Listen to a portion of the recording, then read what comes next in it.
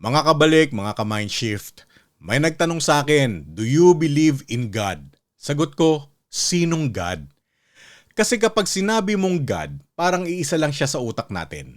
Pero sa totoong mundo, hindi iisa ang meaning ng God. Depende yan sa lugar, kultura at kung anong kwento ang kinalakihan mo. Real talk, geography is a powerful influencer. Kung pinanganak ka sa Latin America o Pilipinas, mataas ang chance Christian ka. Kung pinanganak ka naman sa Middle East o North America, mataas ang chance Muslim ka. Kung pinanganak ka naman sa India o Nepal, mataas ang chance Hindu ka. At karamihan ng Hindu at Buddhist concentrated sa Asia Pacific. So minsan hindi ito I found the truth. Minsan I inherited the default.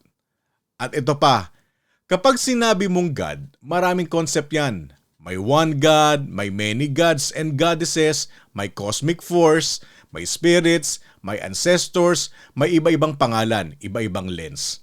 Kaya kapag tinanong mo ko ulit na, do you believe in God? Gusto ko munang linawin, which concept, which tradition, which name, which God. Kasi minsan, religion ang nagseseparate sa mga tao.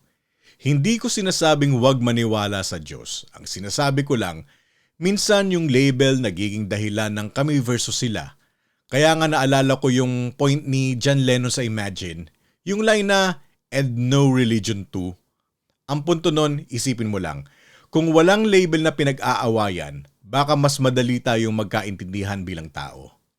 So hindi ako nagmamadaling sumagot ng yes o no, mas interesado ako sa mga magandang tanong. Label ba ang hinahanap natin o yung mas malalim na idea na divine beyond labels? Comment nga, kapag sinabing God, sinong God ang nasa isip mo at bakit yun? Respectful tayo, reality and reason.